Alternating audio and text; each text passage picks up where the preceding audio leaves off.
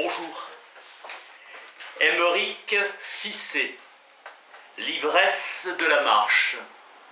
Petit manifeste en faveur du voyage à pied. Tour de l'Europe à pied de 1984 à 1986. Découvre à pied le Yémen et le Baloutchistan ainsi que le Kamtchatka.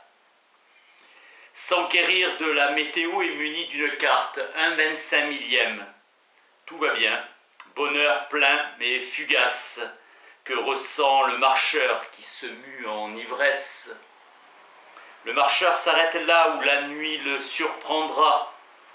Il ne revient pas sur ses pas et ne sait pas où il dormira. À peine sait-il où il sera dans un an. Il est une force qui va, la carte c'est pour le marcheur épisodique. Il entretient un lien intense avec la nature et le paysage. Voyager à pied signifie s'abandonner à l'espace et au temps. Il sait seulement que ses jambes le porteront. 8 à 12 heures de progression journalière, soit 35 km. Il s'arrête là où s'achève sa journée de marche. La joie d'une cabane inattendue ou d'une rencontre fortuite. S'arrêter, c'est s'exposer au risque de ne plus avoir la force de repartir. Le corps le sait et tient le coup. En Alaska, 600 km de solitude extrême. Meilleur moyen d'observer les animaux. Un recoin pour la tente de préférence à l'est pour que le soleil illumine au réveil. Les pistes animalières sont étroites. Croiser un ours qui nous disait visage, le plantigrade n'est pas l'ennemi de l'homme. Quel bonheur de marcher dans un concert de grillons ou de s'endormir dans une cacophonie de crapauds buffles. La marche permet de mieux observer la nature. Pas besoin d'arpenter l'altiplano argentin, l'Europe suffit. Tout voyageur aime le foisonnement des mots de la géographie. Pérou, Birmanie, clé d'appel au rêve. C'est à pied que les noms des lieux s'inscrivent durablement dans la mémoire. En car ou en voiture, la succession des lieux se brouille. En 1984 jusqu'en 1986, j'ai marché 13 000 km à pied. Et je pouvais citer toutes les bourgades. Tout est lié en un fil continu d'impression dans un voyage à pied. La carte vient figer sa route d'une manière indélébile. On se rappelle ad vitam en la revoyant les joies et les souffrances. La consultation des atlas est un constant appel à prendre le large, euphorie du grand dehors. Sentiment gratifiant d'avoir été le seul artisan de la découverte d'un paysage. Oser penser qu'on serait capable de faire le tour de la planète ensuite. Au Kamtchatka, le voyageur a la joie de bondir de cratère en cratère, une trentaine étant actif. L'homme qui marche tente à se croire une créature favorisée par les dieux. L'expérience de l'aventure sans billet retour. Son charme s'ouvrir à l'inconnu. C'est l'imprévu qui fait l'excitation et non en plaçant l'espoir qui déçoit. Ce bonheur que l'on ne cherche pas, mais qui nous est donné à l'improviste. La providence, c'est la générosité des hôtes de hasard. Je chante pour me donner du courage.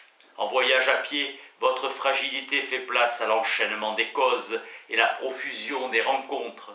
L'apprentissage humain devient primordial par rapport à l'apprentissage culturel. Immersion d'un homme dans la nature sauvage. Désir d'échange et disponibilité d'esprit. La solitude donne tout son prix à la rencontre. Craindre de ne pas trouver le gîte et le couvert, c'est cela, devenir itinérant. Situation d'incertitude qui s'estompe après un mois de route où l'on devient comme un poisson dans l'eau. Affranchi des préoccupations matérielles, commence le vrai voyage. Ivre de sa propre liberté, on se surpasse. Plus on s'éloigne de l'humanité, plus elle devient estimable. Être l'unique responsable de chaque acte que l'on décide. Hyperconscience des gestes que l'on effectue. Tout voyage à pied est une forme de pèlerinage. La constance de l'effort magnifie la destination.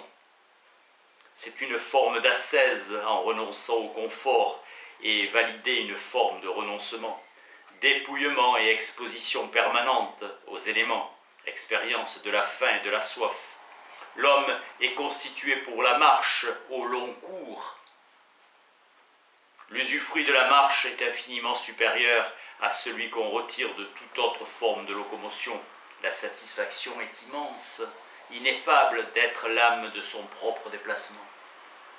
Association d'anciens pèlerins, hiérosolomitain, propose aux marcheurs des adresses, des sympathisants, aux rats des grands voyageurs d'antan. La marche est par le dépouillement et sa simplicité, une démarche de sincérité, intensité de l'instant vécu. L'homme en marche surmonte les obstacles et passé le premier regard, vagabond, voleur, l'affaire est gagnée, une nouvelle rencontre a lieu. C'est en zone civilisée que le marcheur connaît la peur. La sagesse, c'est ce désir d'inconnu, de nouveauté, de découverte. On devient l'artisan de son propre bonheur, qui ne repose pas sur une satisfaction d'ordre matériel, mais intellectuel et spirituel. On laisse une part de soi dans un pays traversé à pied. Jouir de l'impression d'être le seul être animé.